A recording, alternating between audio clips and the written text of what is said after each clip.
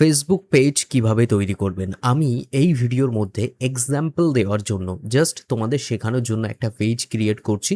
আমি জাস্ট দেখানোর জন্য করছি। সেই পেজটা আমি ইউজ করব না। জাস্ট কিভাবে ক্রিয়েট করতে হয় সঠিক নিয়মে সেটাই দেখাবো। সবার প্রথম ফেসবুক ওপেন করে নেবে। তারপর এখানে তোমরা দেখতে পাবে উপরের দিকে একটা সেকশন আছে।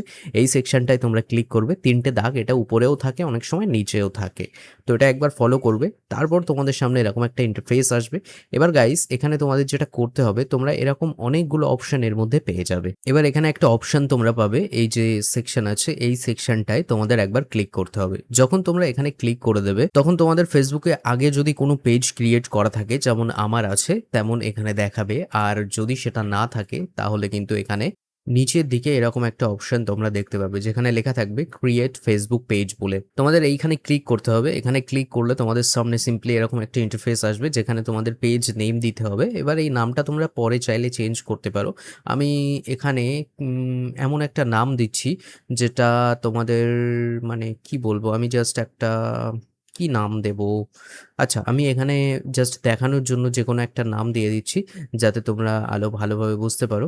এখানে মিডনাইট, NIGHT মিডনাইট, এরকম যেকোনো একটা নাম তোমরা এইভাবে দিতে পারো। ঠিক আছে, আমার এটা মাথায় আসলো, এরকমভাবে দিয়ে দিলাম। তারপরে নেক্সট করবে।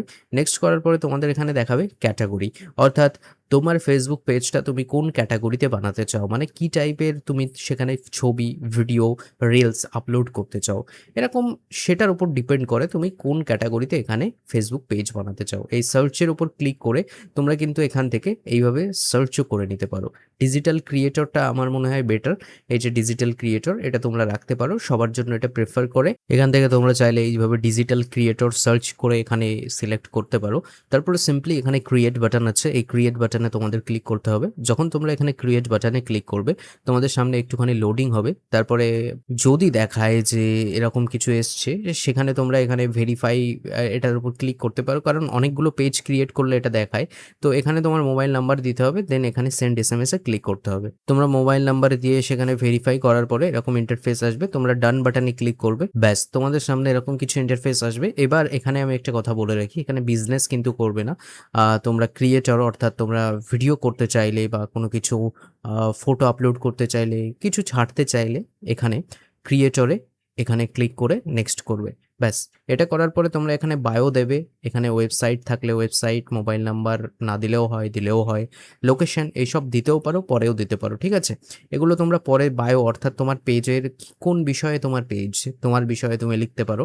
ঠিক আছে, এটা নেক্সট করবে। তারপরে এটা পরেও দিতে পারবে, কোনো সমস্যা নেই। এখানে তোমার পেজটা এমন হবে, তোমরা এখান থেকে চাইলে এইভাবে ছবি আপলোড করে দিতে পারো। আর তোমরা যদি না চাও সেটা পরেও করতে পারো, এখানে কোনো সমস্যা নেই।